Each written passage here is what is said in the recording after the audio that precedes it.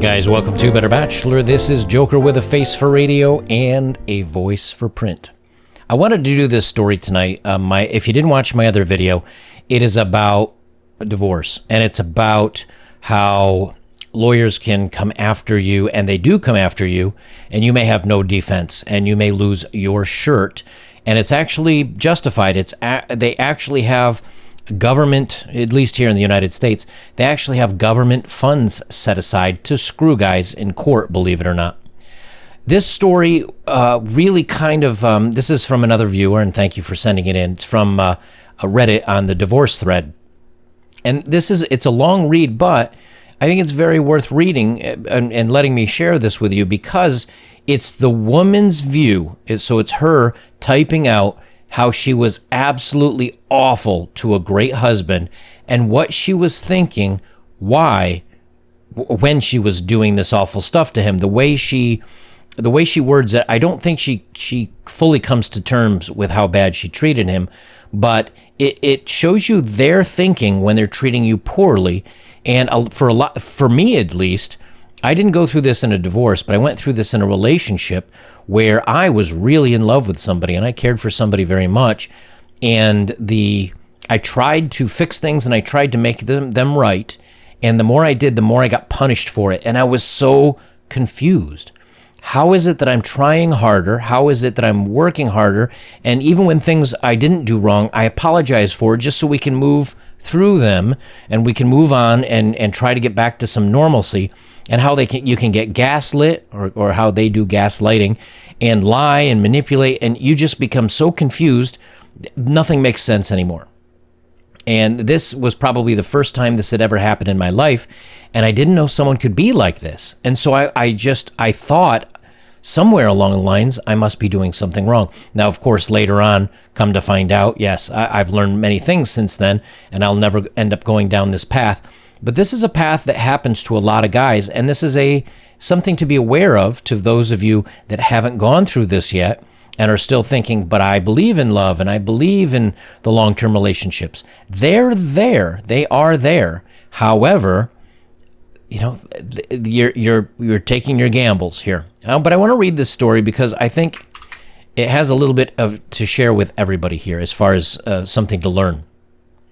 So it says, let me zoom this up just a step here so you guys can see a little better. It says, this one, 6 months later, divorcing my husband was a huge mistake. The grass is always greener. And one of you actually, I said this in my other video. I said the grass is always greener in one of my videos. And one of you guys posted, the grass is always greener on the other side of the fence. However, it's still only grass. And I thought that was a great quote. I forgot who said it, but thank you. It says, this one's long, but worth it for everyone to read. If I could give anyone a piece of advice for divorce, it would be not to do it under normal circumstances. If your spouse is hurting you or your children, then of course get out fast. In my case, there was no harm. We were together for 8 years, 7-year itch, talk about it all the time, 6 to 8 years, they all start falling apart. We were together for 8 years, that was mostly good, and we have 4 kids. Right around 5 years, I got a promotion at work, and I got it in my head that my XH, which I think is ex-husband, was dragging me down, or at least holding me back from more success and a better life. I've said this many, many times in my videos. 90% of women that get promoted and are doing better than their husbands file for divorce. 90%. Here's another example of where it happened. Now, this is a 2-year-old story, so this came out before or a 2-year-old post. This came out before I was even doing videos. So it's good proof that it's not something that's brand new. This has been out for a while, that when women get more successful than their husbands, they leave them because now the husband is an anchor.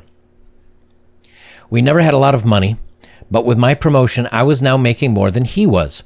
I started working longer hours. At the same time, his hours were cut, so he was at home more. I really began to resent him because he was home and because he got to spend time with our kids. Most nights when I got home, they were already getting ready for bed, if not already sleeping. After a few months of my new job, it was clear to me that things were not going well at home without me there. Some nights the dishes weren't done when I got home, or the kids hadn't eaten, or whatever else I could think of to be mad at him about. It really didn't matter. He kept saying that he would try harder, but that it was hard for him being home all the time. That always made me really mad. You know, women often say, hey, being a mom, stay-at-home mom, is hard. Now, I don't have kids, so I can't say, but I always have said, well, cooking and cleaning and doing the laundry, I can't see that being hard with a kid. But having 4 kids and having to parent over 4 kids, that has got to be hard. So I understand whether it's hard on women or hard on guys. I understand that. But here she's working. She got the promotion. She's making all the money.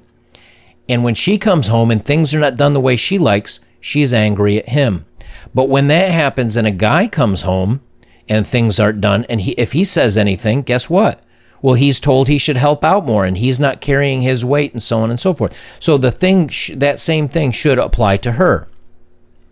She continued, and again, the resentment here is because she's doing well, but things aren't turning out the way she wants them. But he's done nothing wrong yet, maybe except for not doing the dishes, or maybe the kids weren't completely fed and done by the time she came home. For the next couple of years, things kept getting worse. My hours weren't any shorter, and his were on and off full-time. There was no convenient time for him to be working full-time because of my hours, but we also needed the money. Whenever he would tell me that he could get extra hours, I would always complain, and the less hours he worked, the more I complained that he wasn't bringing in enough money. Whenever he brought up the contradiction, I would tell him that he needed to figure it out. I knew, let me pause here for a second. So the more he worked, the more he brought in money, but the less he could take care of the kids. The more he stayed home and took care of the kids, the less he could work and the less money they brought in. She knew the contradiction and told him to figure it out. She knew this. And this is what she says about it. I knew that it would bother him, so I started saying that a lot. And for everything that I could, I really started to resent him, and I pulled away from him. I knew that it was hurting him, but I didn't care. If he didn't want to be hurt, then he would at least try to make me happy. I used that same thing to justify when I started to talk to another guy at work. Let me mark where I am so I don't keep reading sentences here. So even though this wasn't his fault, it was her unhappy over something he couldn't control, she found a way to blame it on him, that it was his fault. There's nothing that he's done wrong yet, except he can't meet her expectations. That's the only thing he hasn't done right so far. And she used that to justify to talk to another guy at work. I thought he was just a friend, but talking at work turned into texting at home, and then pictures and videos, and then trying to sneak some alone time with him. I knew that it was wrong, but it made me feel so alive. The tingles, Mr. Excitement. The worst was the night I came home at a reasonable time and found that he had cleaned the whole house, cooked the whole family dinner, and picked out a movie for all of us to watch together.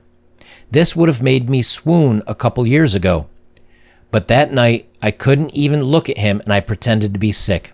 I spent the rest of the night in bed while he waited on me and checked on me and even made me different food and brought it to me in bed. It made me feel terrible, and then it made me angry that he made me feel that way, and by the end of the night, I was texting with the other guy.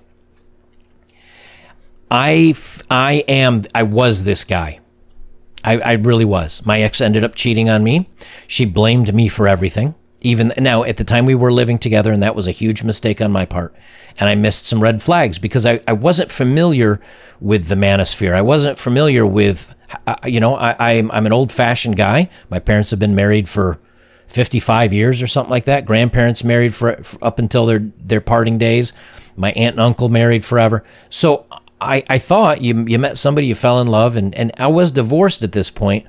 But I still believed in love. I still thought, hey, if I'm a good guy and I'm a supporter and I'm there for her needs, eventually she'll understand or stop being jerk with me and see that I'm a good guy. That only makes sense, doesn't it? Isn't that just rational? I'm being good to you. I'm being helpful. I'm being supportive. What is going on? But him hoping to, hey, she's been stressed out. She's been angry at me. She's been frustrated. I'm going to fix this, or I'm going to try to at least make things better tonight. I'll clean everything. Then she has nothing to complain about. I'll cook dinner. I'll have a movie for us to watch as a family. Picture perfect. Don't women say all the time they wish their men did more? This guy did everything right. She comes home. She felt bad at first. Then she was angry at him for making her feel this way. He didn't do anything, but the resentment and the anger she has for him is just building and building. So the nicer he is, the more she's angry at him. It doesn't make sense, really, until you understand that the resentment she has is he's becoming weaker and soft. He hasn't stood up for himself. He hasn't bitten back and said, hey, you're not being fair. Enough of this crap. He didn't stand up for himself. And so the more she was able to walk all over him, and the easier she could walk all over him, the more she didn't respect him for it, and the more she actually hated him for it. If he had at one point stood up and defended himself and said, enough of this crap, and we need to work through this, or you need to stop, and if she complained and marched off, you let her march off. You let her go stew on it. And you say, when you want to be an adult about this, we'll talk about it. It sounds harsh, but without, setting your boundaries, she just plows over him, and she hates him for it. She continues on. Over the next month or two from that night, it did not matter what he did. He was wrong just for breathing most days. He would get so upset with how I was treating him, and I would just wait and egg him into losing it because I knew it would happen eventually. After most of the fights, he would apologize for whatever I told him he did wrong, if there was even something he did, but I never did. I would usually find a way to make him feel even worse. I knew that I was right because he was wrong, and that's all that mattered to me. I even pretended that I didn't care when he found out about my relationship with a guy from work. It really destroyed me inside seeing him holding back tears, but I wasn't going to let him see that. Did it really destroy her? Maybe she felt a little bit of guilt, but she continues on.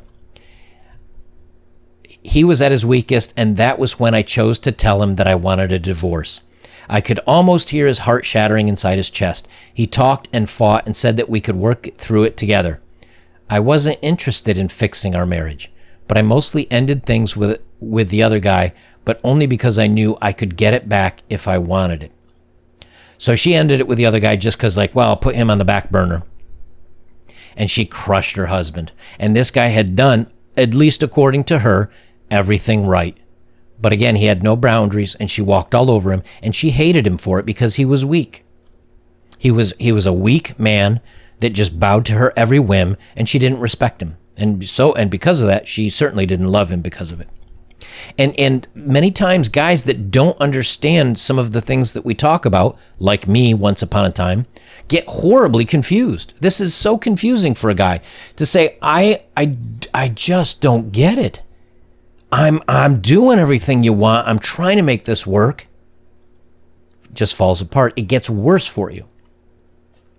So she started the divorce. Anyway, she says it went pretty smoothly. Ex-husband didn't ask for much besides to not get divorced and to try to work it out. He's still trying to make this work out, even after finding she had another guy, even after all the crap she did to him.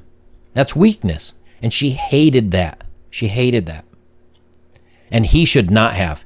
He should have grown a spine a long time ago, but I'm going to give the guy a pass because a lot of us guys were in his shoes at one point. You younger guys now have the advantage of YouTube and books and the internet and these topics to come about. But when they were together 8 years, so even if they got, I don't know how old they are, but if he's a guy that's maybe a little bit closer to my age, you didn't have pagers and cell phones and all this information on the web available. You had what your parents taught you and maybe what your buddies knew and, some old jokes about how bad divorces are. But you didn't have all the resources. So it's easy to be this guy, again, depending on his age and his access to information. It's easy to be him because a lot of us had to go through the school of hard knocks to land where we are. And then now we get to tell you what we went through, so hopefully you don't. But again, this guy was me at one point in time. There was, where did I leave off here?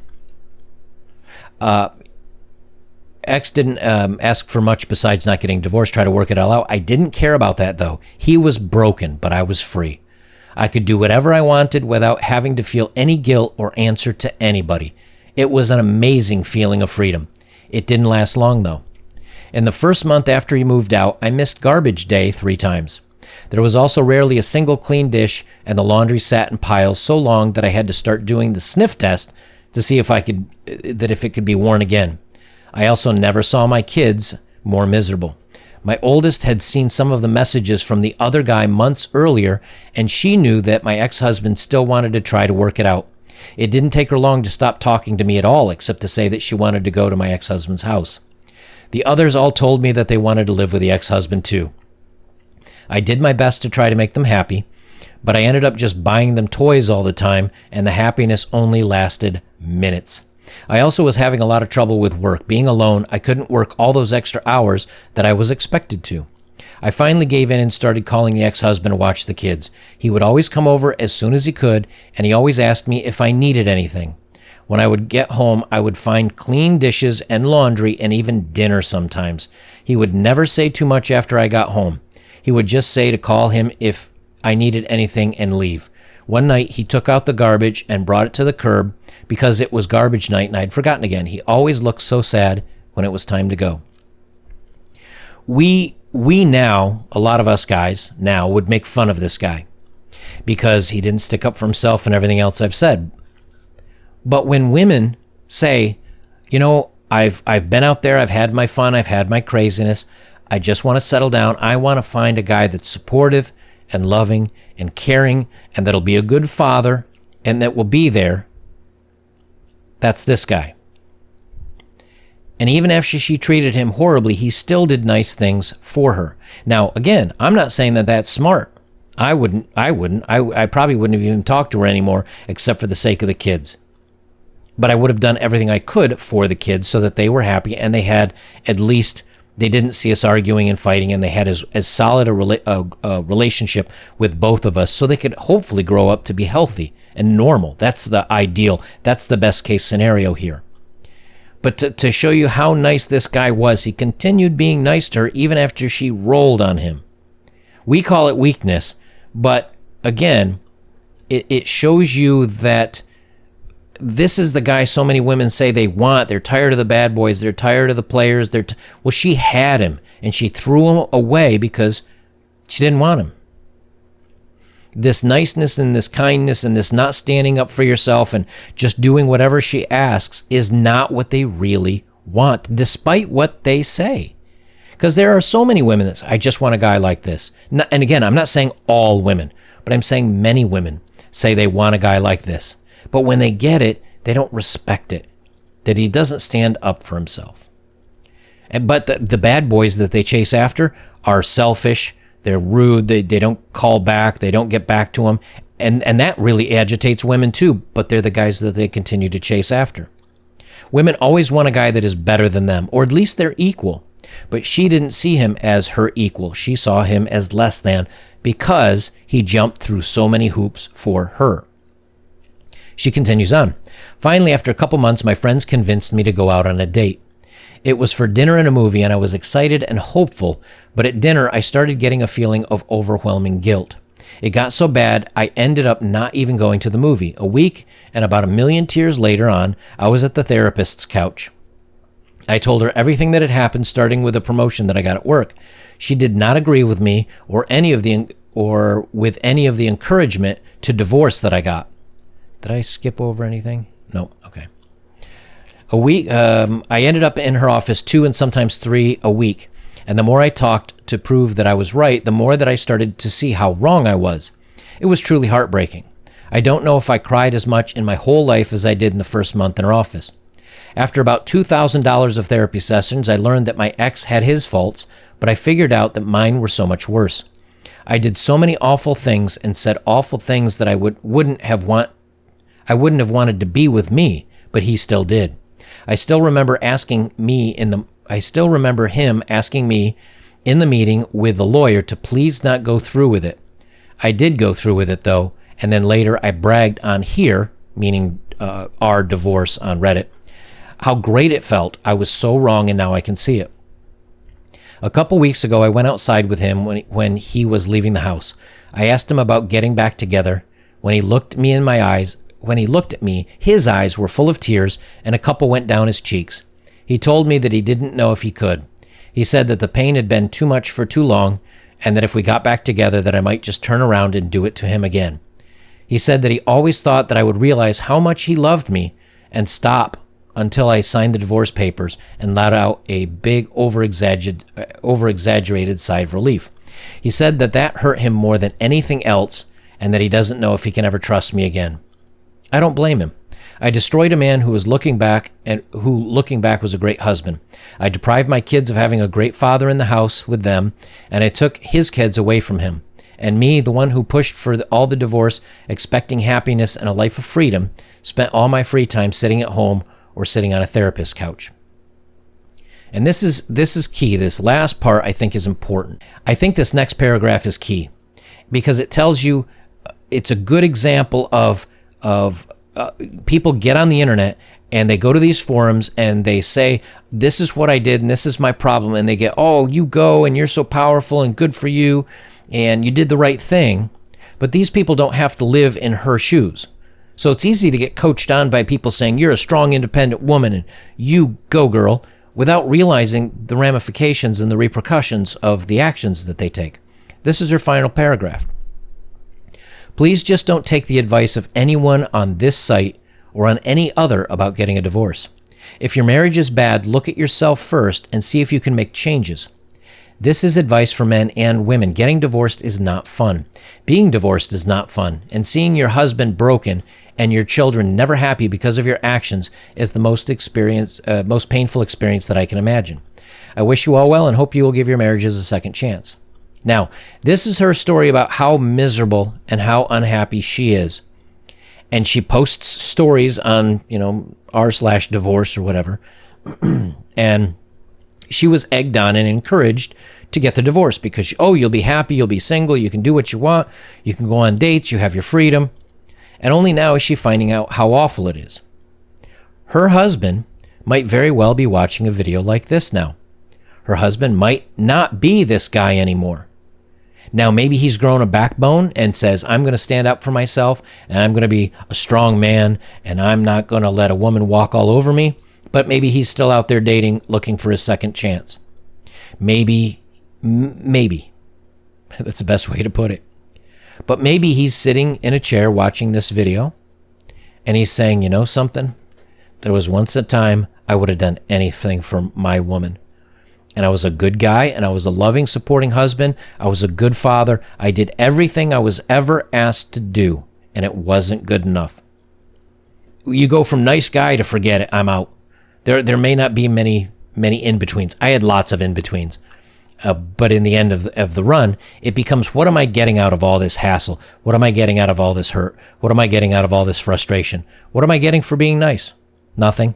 This guy has nothing but however many years of heartache and sadness when he looks back on this history. And now at least maybe she'll go through some of it. Maybe there's some just rewards for her. Guys, if you'd like to support my work, links are below as always. If you have, thank you very much. Don't forget to like, comment, share, subscribe. Check out my older videos as well. That's a great way to support the channel.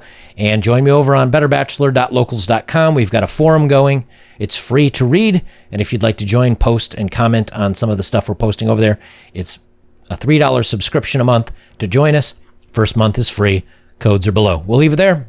This is Better Bachelor. I'm joking. Remember, it takes one really bad relationship in some cases, and you remove a good man from society, from dating, from families, and he just decides to move on as a bachelor.